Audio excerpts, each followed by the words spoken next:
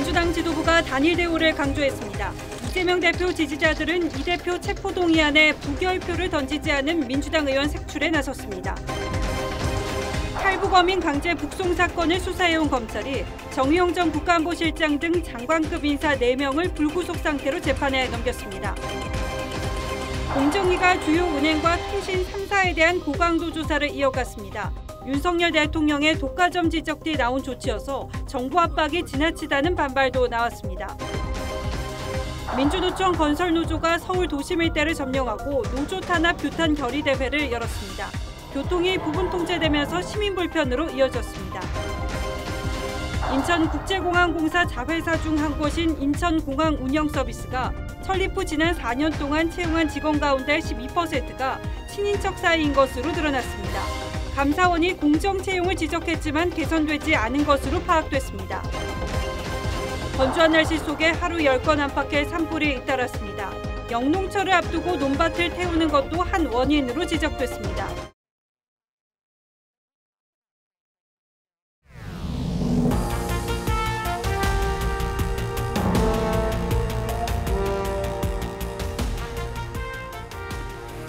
시청자 여러분 안녕하십니까? 뉴스9의 신동욱입니다. 어제 민주당 이재명 대표 체포동의안이 가까스로 부결된 걸 두고 오늘 여의도에서는 온종일 이런저런 많은 말들이 나왔습니다. 해석이야 하기 나름이지만 여야는 물론 모든 언론이 민주당의 이탈표가 심상치 않다는 데는 이견이 없는 듯합니다. 하지만 민주당 지도부와 친명그룹에서는 이런 해석을 애써 외면하려는 분위기가 역력했습니다. 그렇다면 민주당 핵심 친명그룹에서는 지금 이 상황을 어떻게 보고 있는지 그리고 앞으로 어떻게 하겠다는 것인지 먼저 정민진 기자가 보도하겠습니다. 위생모자와 가운을 입고 학교 급식 현장을 둘러보던 이재명 대표가 웃는 얼굴로 옆에 있던 의원의 옷매무새를 만져줍니다. 거의 반 분량. 체포동의안 표결 결과를 묻는 취재진 질문에는 민생 경제를 얘기하며 피해갔습니다. 이재명을 잡느냐 못 잡느냐 이런 문제보다는 우리 물가도 잡고 경제도 개선하고 압도적 부결을 자신했다. 무더기 이탈표라는 성적표를 받아든 지도부는 현 지도체제 그대로의 단일 대우를 강조했습니다. 어제의 일로 당이 더 혼란이나 분열로 가서는 안 됩니다. 이번 일을 계기로 당의 단일한 대우를 위해 특히 최대 39표나 되는 이탈표에 대해선 의미를 축소했습니다. 국힘이 114표고요. 정의당이 6표, 우리 쪽에서 간 게 한 17표 정도 된다고 보니까 여당은 소속 의원들 양심까지 무시하는 정신승리로 이재명 방탄 시즌2에 나섰다고 비판했고 정당의 건강성 회복을 위해 노력해도 시원치 않을 판에 구차하고 구질구질한 모습까지. 이 대표를 향해선 대표직에서 물러난 뒤 법원에 나가라고 촉구했습니다. 현의 살수라는 말이 있습니다. 절벽에 매달렸을 때는 아동바동하다 보면 훨씬 더 크게 다칩니다. TV조선 정민진입니다. 예, 이렇게 짐짓 웃는 얼굴이지만 민주당 내부는 이미 사실상의 내홍 국면에 접어들었다는 분석이 많습니다. 1차적으로는 이재명 체제로 당이 굴러가겠느냐는 현실적 고민이 주를 이루고 있지만 결국은 내년 총선 공천과 연관된 문제여서 사정이 더 복잡합니다.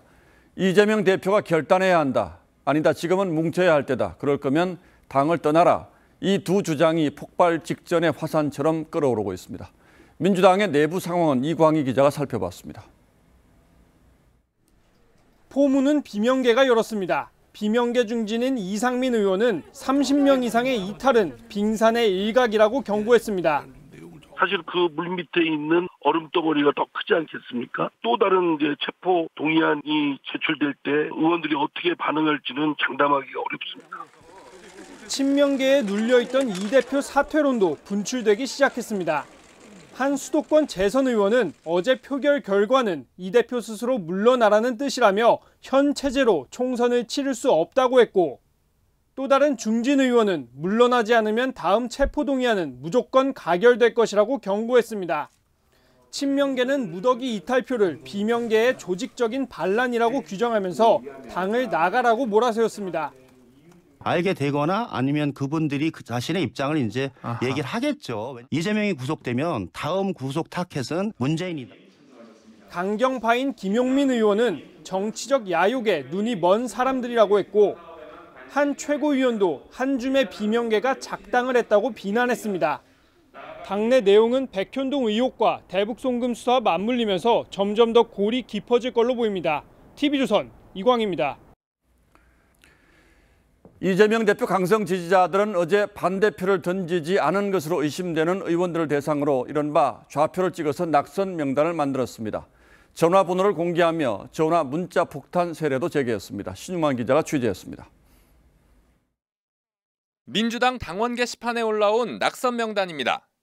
이재명 대표의 강성 지지층이 만든 건데 의원 44명의 얼굴과 지역구, 휴대전화 번호가 적혀 있습니다.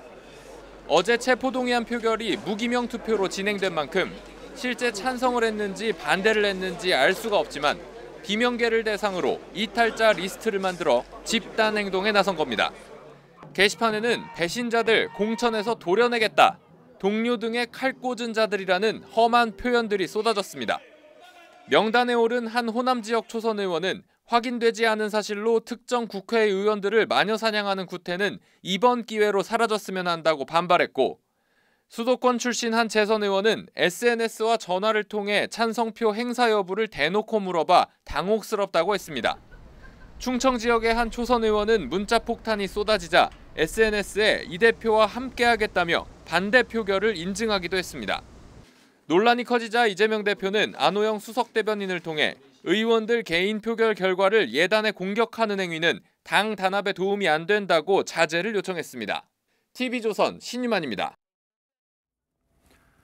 어제 나온 기권표와 함께 무효표를 두고도 해석이 분분합니다. 근본적으로는 표결 방식을 바꿔야 한다는 주장도 적지 않은데 왜 이런 논란이 생긴 건지 홍혜영 기자와 따져보겠습니다. 자, 홍 기자, 어제 표결은 무기명 수기 투표였죠? 네, 그렇습니다. 투표용지 표기란에 직접 손으로 쓰는데요. 한글 또는 한자로 이렇게 가부를 적어서 투표함에 넣습니다. 예. 이때 글자를 잘못 적거나 마침표, 기호가 들어가도 무효가 됩니다. 그런데 어제 이렇게 흘려 쓴 2장의 표가 논란이 됐죠. 결국 한 장이 무효 처리되면서 전체 무효표는 11표가 됐습니다. 자, 저거 말고 또 다른 무효표는 어떤 게 있었습니까? 네, 비공개라서 정확히 알 수는 없지만 이 무효표 판발을 맡은 한 의원은 11표 가운데 부를 잘못 쓴 표가 더 많았다고 했습니다. 이 민주당 쪽 무효표가 많았다는 겁니다. 또 다른 간표위원은 글자 옆에 동그라미를 그리거나 점만 찍은 표도 있었고 이렇게 한자를 잘못 쓴 경우도 있었다고 전했습니다.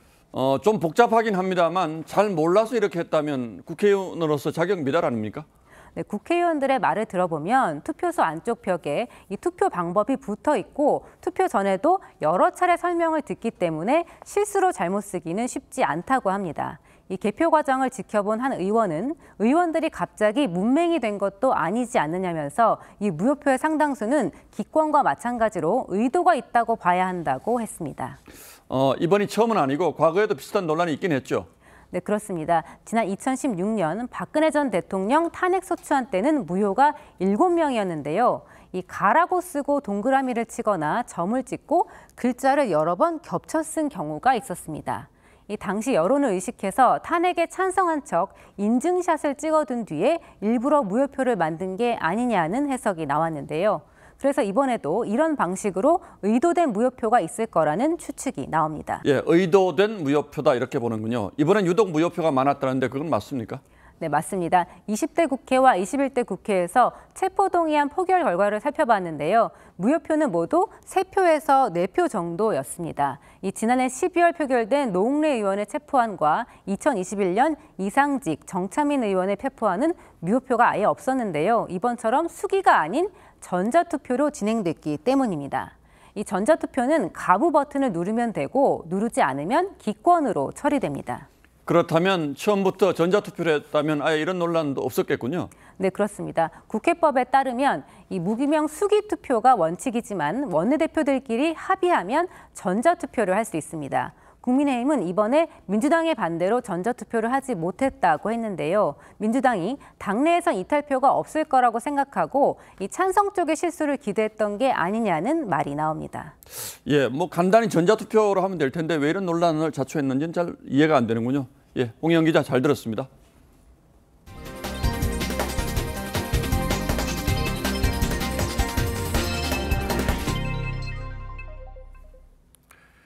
탈북 어민 강제 북송 사건 관련해 정의용 전 안보실장 등 문재인 정부 고위 인사 4명이 재판에 넘겨졌습니다. 공직자로서의 직권을 함부로 사용해 해서는 안 되리를 한 혐의가 적용됐습니다. 즉 탈북 어민이 귀순 의사를 밝혔는데도 남북 관계를 고려해서 강제로 북송했다는 게 검찰이 내린 결론입니다. 김복원 기자가 자세히 취재했습니다. 2019년 11월 문재인 정부가 탈북 어민 2명을 닷새 만에 북한으로 돌려보낸 강제 북송 사건. 윤석열 정부 출범 이후 국정원은 정의용 전 안보실장을 포함한 문재인 정부 고위 인사를 직권남용 등 혐의로 고발했습니다. 탈북 어민이 귀순 의사를 밝혔는데도 강제 북송한 정황이 발견됐기 때문입니다. 검찰은 수사 착수 7개월 만에 정 전 실장과 서훈 전 국정원장, 김현철 전 통일부 장관, 노영민 전 대통령 비서실장을 불구속 기소했습니다. 검찰은 헌법 3조와 4조를 들어 탈북 어민은 대한민국 국민이고 귀순 의사를 밝혔다면 우리 사법체계 안에서 처벌했어야 했는데도 강제 북송했다고 결론 내렸습니다. 탈북민이 중범죄를 저지른 뒤 남하했더라도 우리 국민인 만큼 대한민국에서 재판받을 권리가 있다는 겁니다. 강제 북송 배경에는 당시 김정은 답방을 요청하는 문재인 대통령 친서 발송 등 남북관계와 정치적 판단이 작용한 것으로 봤습니다.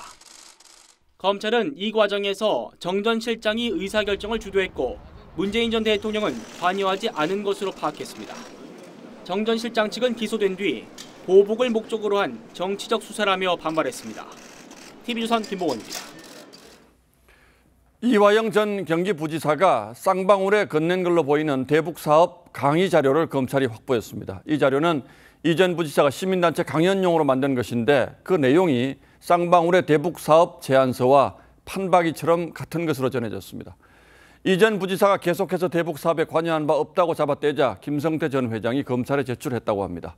권영석 기자의 단독 보도입니다. 2018년 10월 남북협력 새로운 경기라는 주제로 열린 시민단체 강연. 이화영 전 경기도 평화부지사가 강연자로 나와 스마트팜 사업 등 경기도의 대북 사업 전반을 설명했습니다. 스마트팜 얘기가 나왔던 건 맞을까요? 그러면 도와주려고 그랬죠. 검찰은 최근 쌍방울 측으로부터 당시 강연 자료와 이 전 부지사가 설립한 동북아 평화경제협회에서 강연한 대북 사업 자료를 확보했습니다. 2달쯤 뒤 이 전 부지사가 대북 사업을 해보라며 북한 김책공대 광물자원 책자와 함께 쌍방울에 건넨 것으로 알려진 자료입니다. 쌍방울 관계자는 이 자료를 받기 전까지는 대북 사업을 생각해 본 적도 없다며 받은 자료를 토대로 대북 사업 제안서인 M프로젝트를 작성했다고 검찰에 진술했습니다. 실제로 36쪽 분량의 쌍방울 대북 제안서에는 스마트팜을 비롯해 옥류관, 자원개발 사업 등 이 전 부지사 강연 자료 내용이 대부분 포함되어 있습니다. 이 강연 자료는 이 전 부지사가 쌍방울과 관련된 모든 의혹을 부인하자 김 전 회장이 지시해 쌍방울 측이 검찰에 제출한 것으로 전해졌습니다. TV조선 권영석입니다.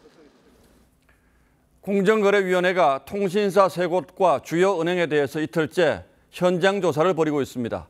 사실상의 과점 체제에서 돈을 많이 버는데 담합 같은 건 없는지 살펴보겠다는 거죠. 그런데 방법이 세련돼 보이지는 않습니다. 이렇게 해서 어떤 성과가 있을지도 좀 의문스럽고요. 배상윤 기자가 그 뒤를 따라가 봤습니다. 지난해 하반기 이동통신사 한 곳이 중간요금제를 출시하자 잇따라 동참하는 통신업계. 데이터 제공량을 한정해 비싼 요금제를 유도하는 방식도 비슷했습니다. 가족이 4인이니까 10만 원도 나가고 계속 오르고 있는 것 같아요. 좀 부담스러워요. 공정위가 이동통신사 3사에 대해 어제에 이어 오늘도 현장 조사에 나섰습니다. 요금 체계와 지원금 등의 담합이 있었는지 보는 겁니다. 하지만 통신사들은 경쟁이 치열한 탓에 담합은 불가능하다고 말합니다. 담합을 한다는 게 있을 수가 없죠. 저희도 통신 쪽으로는 남는 게 없어서 비통신 쪽으로 50% 이상 매출을 늘리고 있고. 공정위는 또 6개 시중은행 본점에서 예금금리 담합 여부도 이틀째 조사하고 있습니다. 조사가 하는 과정에서 소명을 할 거고요. 근데 소명한 결과가 어떻게 반영이 될지 아직 모르는. 윤석열 대통령이 과점 체제로 돈을 벌지만 서민 어려움을 외면하는 업종으로 지목한 게 조사의 배경이라는 분석입니다. 하지만 과거 공정위에 통신사 담합 조사가 여러 차례 무혐의로 결론난 바 있고 은행의 금리 담합도 4년의 조사 끝에 혐의를 밝히지 못했습니다. 은행 간의 경쟁들이 상당히 높은 편이에요. 오히려 더 업무 강도도 세지고 금리들은 유사할 수밖에 없어요, 사실은. 정부의 강도 높은 조사가 성과 없는 먼지털이에 그칠 수도 있다는 우려가 나옵니다. TV조선 배상인입니다. 예, 그렇다면 이건 어떻습니까? 공공요금 인상 억제에 이어서 정부가 술값, 식료품값 같은 필수 생활용품 물가 관리에 나섰습니다. 당장은 서민들의 생활이 너무 쪼들리니 가격 인상을 억제해달라는 취지입니다. 과거에도 이런 경우는 종종 있었죠. 기업들의 불만이 나오는 건 당연한 일이지만 더 큰 걱정은 정부의 인위적인 시장 개입으로 인한 부작용입니다. 보도에 윤재민 기자입니다. 주류업계를 압박해 소주와 맥주 가격을 동결시킨 정부. 이번에는 가공식품 가격 단속에 나섰습니다. 농림축산식품부는 한국식품산업협회에서 간담회를 열었습니다. 장관이 직접 식품업계 임원들과 만나 가격 인상 자제를 당부했습니다. 이 자리에는 국내 대표 식품기업 12곳이 참석했습니다. 사실상 정부의 가격 통제 지시에 식품업체들은 상반기 가격 인상을 자제하기로 의견을 모았습니다. 자체적으로 원가 흡수 노력을 최선을 다해서 하겠다. 그러면서 이제 두 번째는 정부가 할당 관세라든가. 실제 다음 달 초 생수 가격을 평균 5% 인상하기로 했던 풀무원은 인상 계획을 돌연 철회했습니다. 물가 안정을 이유로 정부가 유통업계에 팔 비틀기에 나서면서 곳곳에서 볼멘 소리도 나오고 있습니다. 가스비 등 공공요금 인상으로 인한 물가 상승 부담을 기업에 전가시키고 있다는 겁니다. 특히 한 달 뒤 맥주 세금 인상을 앞두고 있는 주류업계는 가격을 동결하면 기업이 손해를 떠안아야 한다는 입장입니다. 맥주 같은 경우는 세금과 관련된 부분이다 보니까 그거는 저희가 어떻게 극복할 수 있는 방법이 없잖아요. 업계에서는 인위적인 가격 억누르기가 오히려 하반기 더 큰 폭의 가격 인상을 불러올 수 있다고 우려합니다. TV조선 윤재민입니다. 민주노총 건설노조가 오늘 서울 도심에서 대규모 집회를 열었습니다. 정부가 건설 현장 불법 행위 단속에 나서자 맞불 성격의 집회를 연 건데 이 여파로 도심 곳곳에서 극심한 정체가 빚어졌습니다. 장동욱 기자가 현장을 취재했습니다. 왕복 8차선 도로가 집회 참가자로 들어찼습니다. 민주노총 건설노조 조합원 4만 명이 대규모 도심 집회에 나선 겁니다. 경찰 추산 3만 5천 명 규모의 건설노조 조합원들은 정부 서울청사와 경찰청 등 3곳으로 나눠 모였다가 숭례문 앞에서 대규모 결의대회를 열었습니다.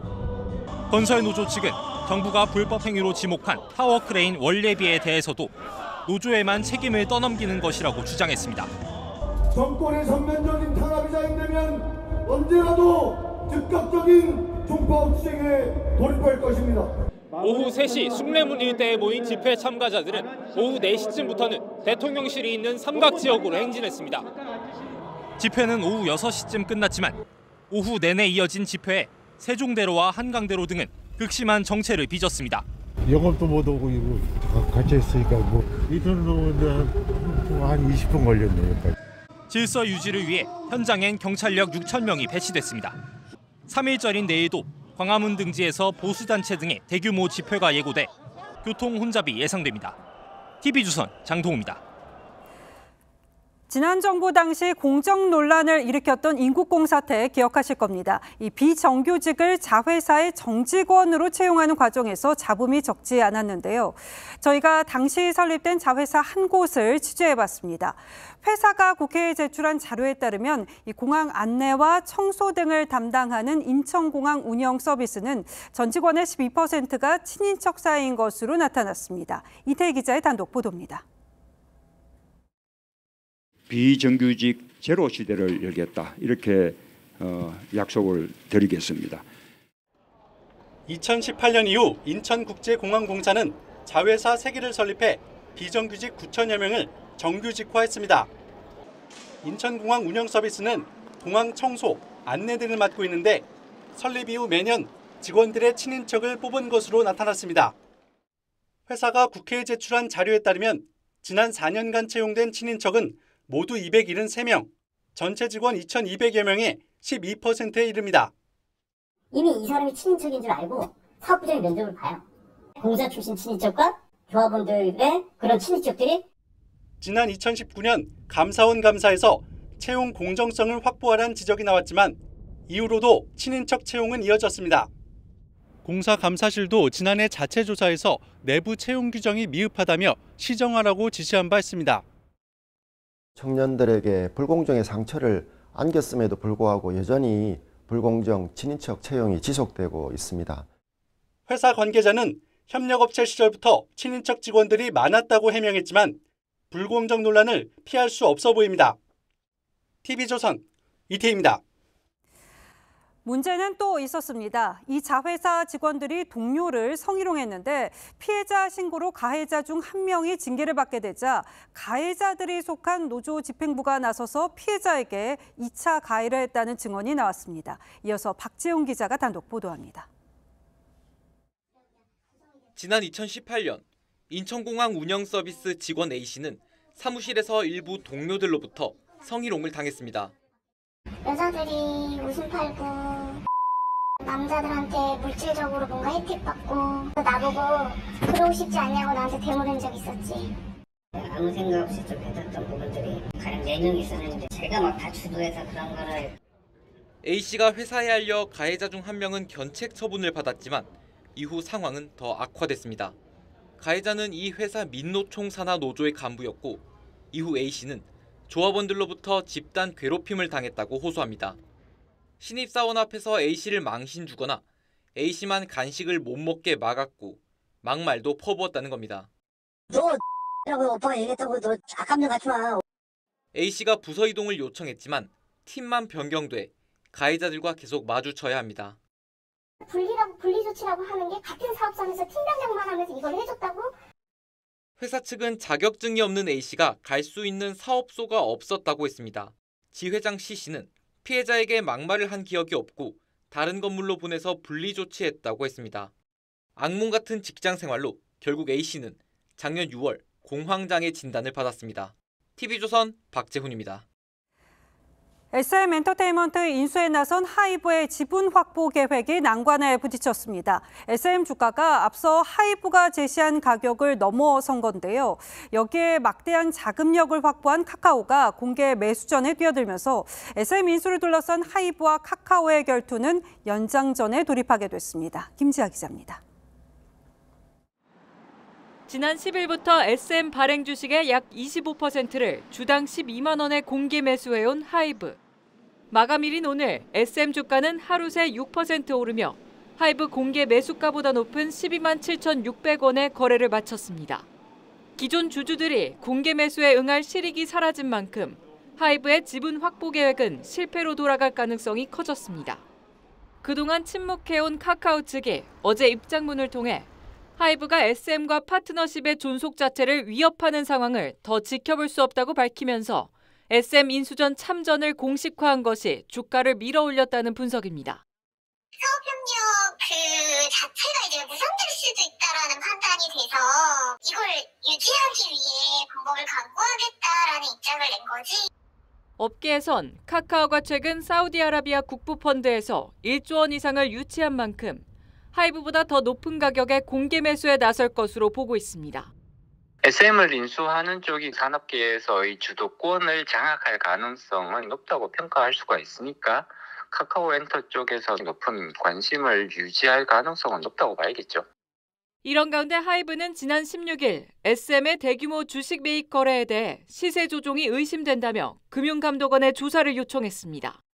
인수전이 다시 안개 속에 빠진 가운데 공개 매수 결과는 다음 달 6일 공시됩니다. TV조선 김지아입니다. 건조한 날씨 속에 하루 10건 안팎의 산불이 잇따르고 있습니다. 영농철을 앞두고 농가 밭을 태우는 것도 한 원인으로 지적되는데요. 대형 산불이 빈번해지는 시기인 만큼 산불 위기 경보도 격상됐습니다. 김다루 기자가 돌아봤습니다. 산자락에서 거대한 연기 기둥이 피어오르고 또 다른 산에는 능선을 따라 시뻘건 불기둥이 늘어섰습니다. 어제와 오늘 경북 성주와 충남 금산에서 산불이 잇따랐습니다. 두 산불 모두 쓰레기를 태우다 번진 것으로 추정됩니다. 깼다 좀 있는 애더라고. 이거 타다 불이 말라갔는가 봐. 건조한 날씨에 낙엽이 바짝 말라 이렇게 손으로 만지면 쉽게 바스라집니다. 최근 건조한 날씨가 이어지면서 전국에서 하루에 10건 안팎의 산불이 잇따르고 있습니다. 올 들어 지난 26일까지 일어난 산불 127건 가운데 논밭두렁이나 쓰레기 소각 원인이 전체의 23%에 이릅니다. 봄철 논밭두렁 태우기 실험 결과 해충보다는 유익한 곤충 피해가 더 큰 것으로 확인됐습니다. 익충류가 한 90% 정도 되고 해충류가 10% 정도밖에 되지 않습니다. 익충류가 더 많이 죽기 때문에 지난해 3월 울진과 삼척의 대형 산불처럼 연간 산불의 절반 이상이 봄철에 집중됩니다. 산림청은 봄철 대형 산불 우려가 높아지면서 동해안 일부 지역을 제외한 전국에 산불 위기경보 단계를 관심에서 주의로 격상했습니다. TV조선 김다로입니다. 전남 여수 앞바다에서 양식하던 물고기가 떼죽음을 당하고 있습니다. 피해 규모가 지난 5년 사이에 본 적 없는 수준인데 피해액이 벌써 40억 원을 넘어섰습니다.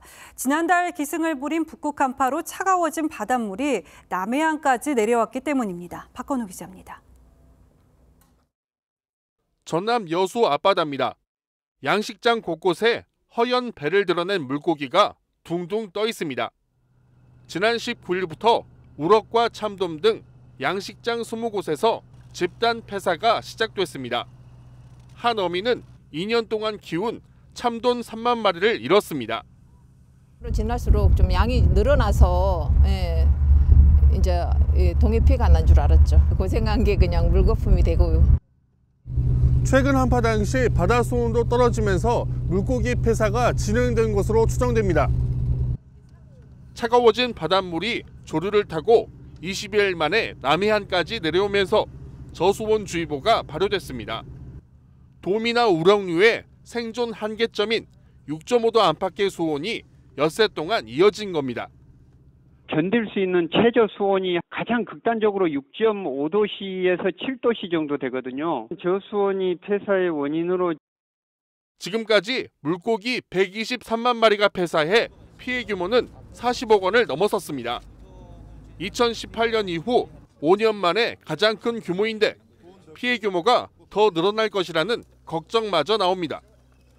시간이 흐르면 흐를수록 이게 이제 데미지 입었던 것들이 자꾸 올라오거든요. 뒤늦게 찾아온 북극 한파의 영향에 양식어민들의 2년 농사가 물거품으로 변하고 말았습니다. TV조선 박건우입니다.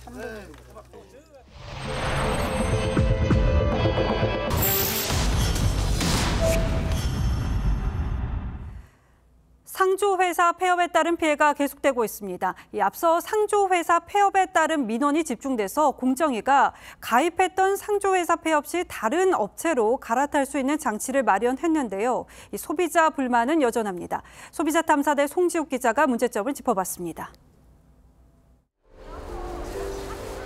고객들로 받은 선수금 규모가 900억 원이 넘는 경남 창원의 한 상조업체. 지난해 11월 경영 악화로 폐업하면서 본사 앞엔 피해 보상 안내문이 나붙었습니다. 피해 보상금은 현금 수령으로 하시는 방법이 있고요. 아니시면 다른 상조업체를 이전을. 이렇게 상조회사가 문을 닫으면 소비자는 납부 금액의 50%를 돌려받거나 공정위가 마련한 내상조 그대로 서비스를 통해 기존 납부 금액을 인정받고 다른 회사 상조 상품으로 갈아탈 수 있습니다. 상조회사가 받은 고객 납입금 절반 이상을 공제조합이나 은행 등에 보관하도록 하고 이를 토대로 서비스 승계가 가능하도록 한 건데 막상 폐업하면 제대로 피해 구제를 못 받는 사례가 속출합니다. 2008년부터 10년간 336만 원을 완납한 한 피해자는 장래 당일 상조업체 폐업을 알게 돼 한 푼도 돌려받지 못했습니다. 폐업 3년이 지나면 보상을 요구할 수 없기 때문입니다. 상조를 그 돈만큼 쓰게끔 해준다고 반납을 벌써 했어. 회사가 없어지는 줄도 몰랐어. 그런데 한 푼도 못 받고. 내상조 그대로에 따라 다른 업체로 갈아타려 해도 장래 차량과 수위 등 서비스 수준이 원 계약 업체보다 낮거나 없기가 일수이고 원래대로 받으려면 100만 원 이상 추가 비용을 요구하기도 합니다. 심지어 내상조 그대로를 사칭한 불법 영업까지 기승을 부립니다. 어느 여자한테 전화가 왔어요. 그리고 내 이름을 어떻게 하냐고 그랬더니 그쪽에서 받았대요. 도와주는데 돈을 더 얼마를 더 내면은. 피해가 이어지는데 관할 부처인 공정위는 뚜렷한 대책이 없습니다. 폐업으로 인한 소비자 세가 워낙 크다 보니까 계속 제조 개선을 하고 이렇게 하고 있긴 한데요. 이렇다 보니 여전히 많은 업체가 내상조 그대로를 앞세워 고객을 끌어모읍니다. 상조가 역사가 길잖아요. 믿고 가입하면 100% 보장된다라고 이야기해. 그것부터가 벌써 어폐가 있잖아요. 그 150만 명이 100만 원씩만 손해를 봤으면 그 돈이 얼마예요? 가입자 757만 명에 납입금 7조 9천억 원에 달하는 국내 상조 시장. 상조 회사의 소비자 고지 의무 등 책임을 강화해야 한다고 전문가들은 지적합니다. 소비자 탐사대 송지욱입니다. 우리 군은 군인과 가족, 국가유공자 등을 위해서 군마트란 곳을 운영하면서 각종 상품을 저렴하게 제공합니다. 그런데 어찌된 일인지 이 군용 상품이 인터넷 쇼핑몰 등에서 판매가 이뤄지고 있었습니다. 더 문제는 이를 막을 방법도 없다는 겁니다. 전정원 기자가 취재했습니다. 유명 보습크림을 인터넷 가격 비교로 저렴하게 구입했다는 한 소비자. 그런데 배송된 크림에 군마트용이라고 적혀 있었습니다. 이 업체가 제일 저렴했어요. 싸게 잘 샀다라고 이제 저렴하게 샀다라고 했는데 시중에서 1만 원 정도 하는 제품을 11% 할인된 가격인 9,110원에 샀는데 알고 보니 이 제품은 군마트에서 30% 이상 싼 6,470원에 판매되고 있었습니다. 저희도 그 물류 담당하는 직원한테 그걸 확인을 해봐야 될 것 같아요. 군마트는 군인과 가족을 위해 시중가보다 20%에서 50% 할인된 가격에 물건을 판매하는데 인터넷 곳곳에 군마트용 영양제와 식품, 잡화 등이 대량으로 팔리고 있습니다. 현행법상 군인이 군납 상품을 되팔면 징계를 받지만 민간인 처벌 근거는 없다 보니 버젓이 군물품이 시중에 풀리고 있는 겁니다. 이제 이렇게 판매하시면 안 돼요. 그럼 물품 내렸다가 또 올립니다 그냥. 2021년 정부가 실태조사에 나섰지만 관련 입법은 제자리 걸음입니다. 뚜렷한 대책이 없어 군마트 혜택이 엉뚱한 이에게 돌아가고 있다는 지적입니다. TV조선 전정원입니다. 다음 뉴스입니다. 최근 북한의 도발이 이어지면서 한국과 미국 다양한 형태의 연합훈련으로 대비하고 있는데 오늘은 군산 앞바다에서 한미 특수부대가 동원된 티크나이프 일명 참수작전 훈련이 실시됐습니다. 이 훈련은 1990년대 이후로 매년 실시되다가 문재인 정부 때는 북한을 의식해 단 한 차례만 공개된 바 있습니다. 훈련이 어떻게 진행됐는지는 윤동빈 기자가 취재했습니다. 잠수 장비를 착용하고 짝지어 바다로 뛰어드는 대원들. 난파선을 지나 해안가에 도달하자 소총으로 주변을 경계하며 서서히 수면 위로 모습을 드러냅니다. 게릴라전에 특화됐으며 녹색 베레모를 착용해 그린베레라는 별칭을 가진 미 육군 특전단입니다. 그린베레는 오늘 군산 앞바다의 한 무인도에서 북한 지휘부를 제거하고 주요 시설을 파괴하는 실사격 훈련 티크나이프를 실시했습니다. 기관포와 곡사포 수십 문을 탑재해 하늘 위의 전함으로 불리는 공격기 AC-130J도 한반도에서 진행된 훈련에 처음 투입됐습니다. 한국군에선 참수부대로 불리는 특전사 13공수여단이 참여했습니다. 지휘부 참수작전이 진행되면 미군 티어1급 특수부대가 투입되고 그린베어 특전사는 지상에서 AC-130은 공중화력 지원 임무를 맡을 것으로. 1990년대부터 매년 시행된 티크나이프 훈련은 문재인 정부 5년간 단 한 차례만 공개됐습니다. 윤석열 정부 출범 이후인 지난해 9월에 이어 반년 만에 다시 훈련을 공개한 것을 두고 도발 빈도를 높이고 있는 북한을 향한 경고 메시지란 분석이 나옵니다. TV조선 윤동빈입니다. 우크라이나 전쟁이 벌써 1년을 넘어섰습니다만 아직도 평화의 기운은 느껴지지 않습니다. 공동묘지는 전사자들의 묘역으로 변했고 돌아오지 않는 아빠를 기다리는 가정이 늘고 있습니다. 하지만 주민들은 전쟁이 핥히고 간 상처 위에서 일상 회복을 위해 하루하루 안간힘을 쓰고 있습니다. 현재 나가 있는 저희 취재진이 그곳 주민들을 만났습니다. 우크라이나 키우에서 박상준 기자가 보도합니다. 빼곡하게 꽂힌 우크라이나 국기가 바람에 흔들립니다. 키이우 외곽 전사자들의 묘역입니다. 지난해 5월 바흐무트 전투에서 숨진 모스카렌코의 아들도 이곳에 잠들어 있습니다. 빛바랜 아들 사진에 노모는 연신 눈물만 흘립니다. Вы знаете, я давно здесь не была, и поэтому я не знаю даже, когда я уйду отсюда. 모스카렌코에겐 아버지의 비보를 듣고 충격에 빠진 손주를 돌보는 일이 남았습니다. 꿈속에 나타나 자신의 건강을 빌어준 아들을 대신해 살아갈 의지를 다집니다. С этим внуком я и живу. 다리넨코는 남편과 이별하던 날을 잊을 수가 없습니다. 징집 명령을 받고 도네츠크로 떠났는데 마지막 모습이 됐습니다. Тобто пережити цю втрату дуже важко, це неможливо повірити. Я до сих пір чекаю його. чекаю. 삶과 죽음의 한 끗 차이를 누구보다 절실히 경험한 우크라이나 사람들은 상흔 속에도 일상을 회복하려 노력하고 있습니다. 무차별 폭격에 한순간에 집을 잃고 난민 신세가 된 모녀에게도 Я приїжджаю сюди і заряджаюся цією енергією, і беру з собою дітей, тому що щоб не сиділи в телефонах і все останнє. Я хотіла їй показати, так як вона старенька, але все одно. 러시아군을 피해 극적으로 헤르손에서 탈출한 부부에게도 하루하루는 그 어느 때보다 값집니다.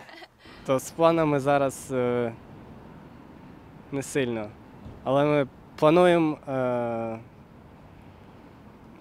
завести дитину. 러시아가 우크라이나를 침공한 지 370일째. 키이우 거리엔 우크라이나인은 강하다는 노래가 울려 퍼졌습니다. TV조선 박상준입니다. 강진이 휩쓸고 간 튀르키예에 또다시 강한 지진이 일어나 100여 명의 사상자가 발생했습니다. 이렇듯 크고 작은 여진이 이어지면서 복구 작업은 속도를 내지 못하고 있습니다. 세계은행은 규모 7.8의 첫 강진 피해액만 45조 원이 넘을 것으로 추산했습니다. 변재영 기자입니다. 6층 건물이 시커먼 연기를 뿜으며 그대로 주저앉습니다. 도로변 주택은 순식간에 두동강이 납니다. 지진으로 5만여 명이 목숨을 잃은 지 3주 만에 또다시 규모 5.6의 지진이 발생했습니다. 건물 30여 채가 붕괴되면서 100여 명이 숨지거나 다쳤습니다. We're looking for the months to come to experience strong shaking, at least from 20. 잇따르는 여진에 피해 복구는 더디기만 합니다. Ne yapacağımız belli değil, ne olacağımız belli değil. Ölenler kurtuldu ama kalanlar Allah yardımcısı olsun. Diyecek bir şey yok yani. Hayat bitti.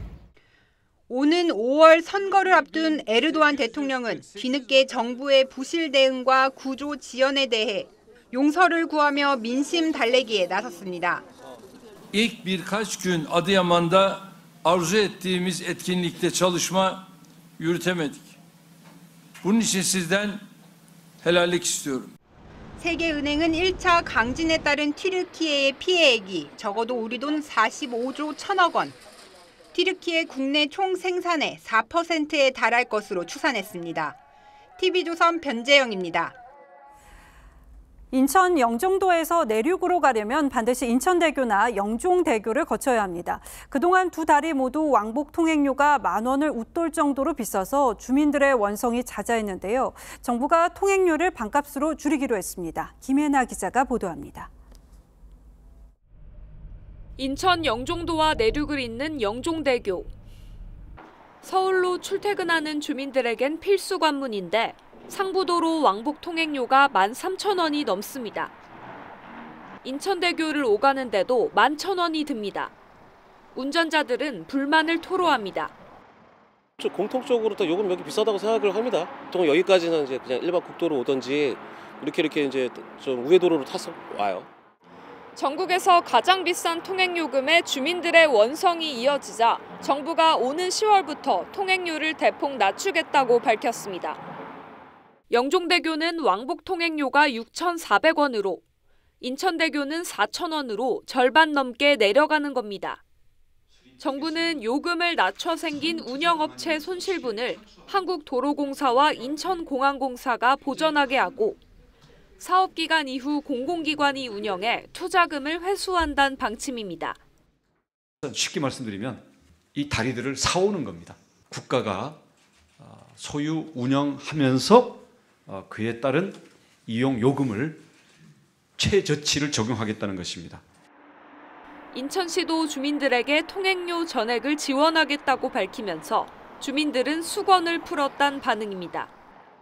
아파트 가격 차이가 많이 이쪽이 싸다고 봐야 되겠죠. 아마 영종도가 엄청나게 발전될 겁니다. 정부는 줄줄이 인상을 예고하고 있는 다른 민자 도로도 인하 방안을 검토할 예정입니다. TV조선 김예나입니다.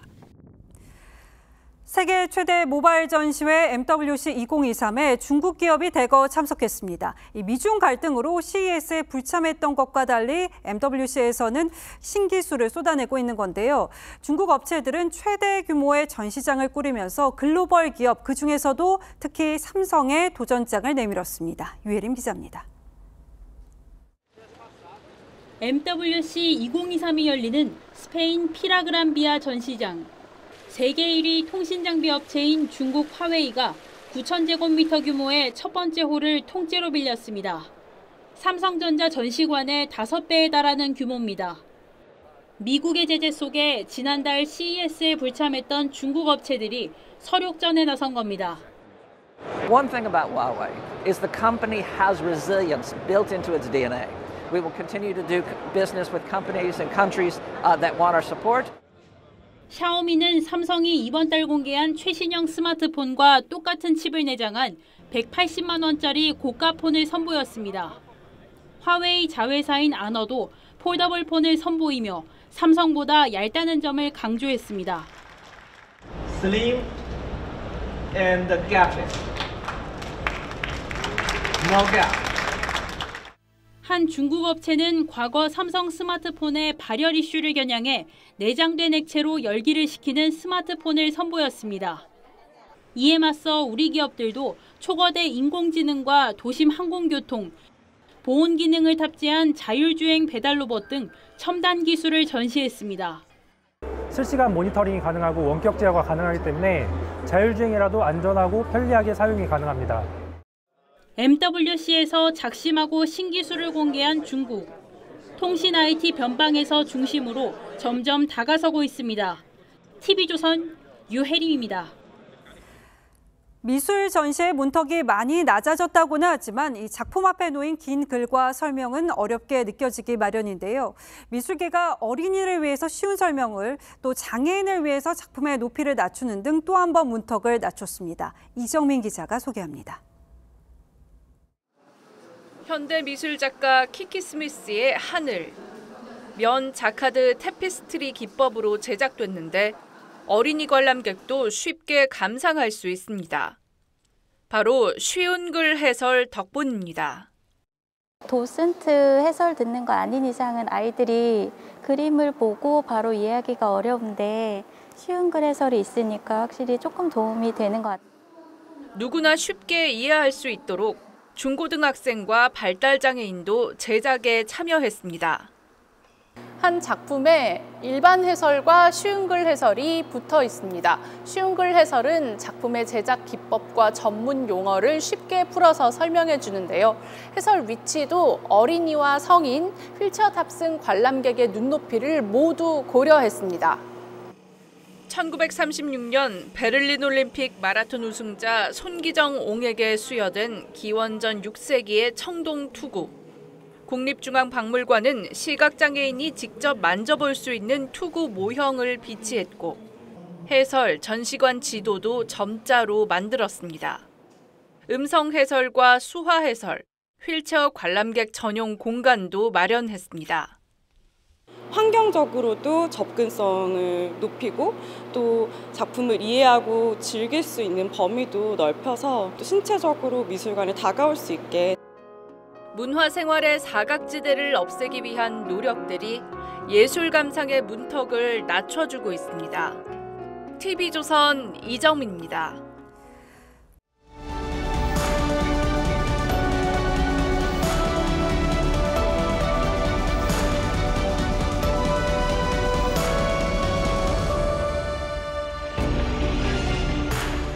타임머신을 만든 브라운 박사가 테러범의 총격에 쓰러졌다가 간신히 깨어납니다.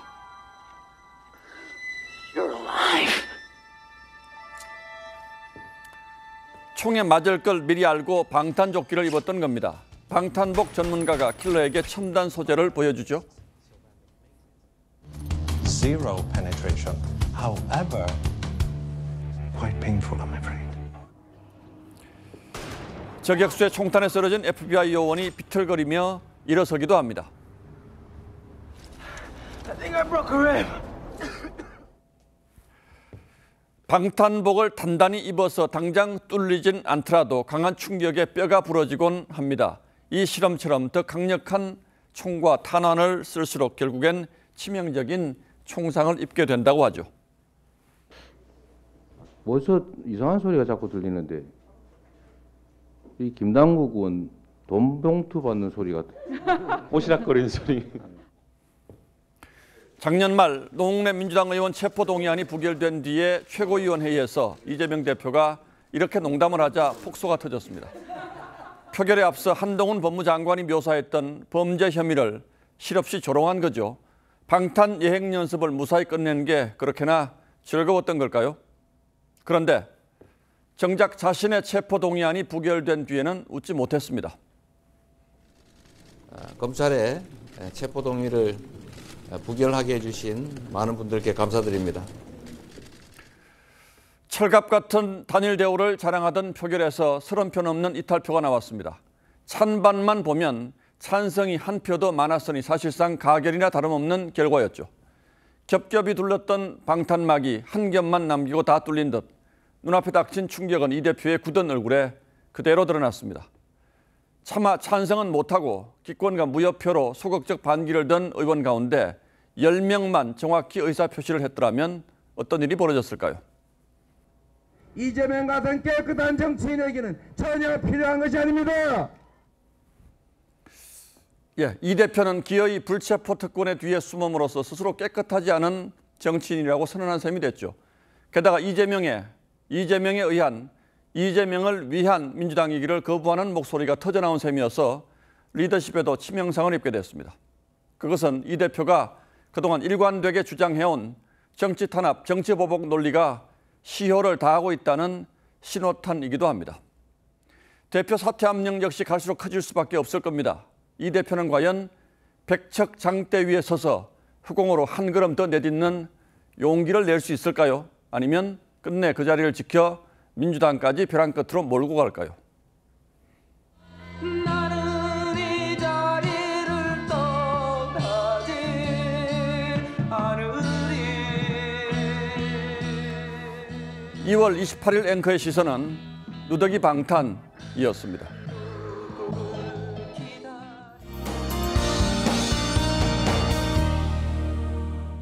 여러분의 2월은 어떠셨나요? 이번 달도 몇 시간 남지 않았는데요. 3일절인 내일은 아침에도 쌀쌀함이 덜하겠습니다. 서울 아침 기온 4도로 오늘보다 5도가량 높게 출발하겠고요. 광주 7도, 대구는 3도를 보이겠습니다. 한낮 기온은 서울 9도, 대전과 광주 11도, 대구는 12도로 오늘보다는 조금 낮겠지만 예년보다는 온화하겠습니다. 내일 새벽부터 낮 사이 수도권과 영서, 제주에는 눈 또는 비가 조금 내리겠고요. 곳곳으로는 빗방울이 떨어지거나 약하게 비가 내리는 곳도 있겠습니다. 내일도 오전과 오후에 중부지방을 중심으로 곳곳에 공기가 일시적으로 탁해질 것으로 보이니까요. 호흡기 건강 잘 챙겨주시기 바랍니다.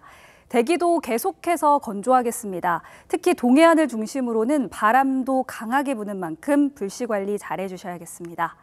내일 저녁부터 북서쪽에서 찬 공기가 내려오면서 목요일 반짝 쌀쌀해지겠고요. 당분간 맑고 일교차 큰 날씨가 계속될 전망입니다. 날씨였습니다. 2월 28일 화요일 뉴스9은 여기서 모두 마치겠습니다. 시청해주신 여러분 고맙습니다.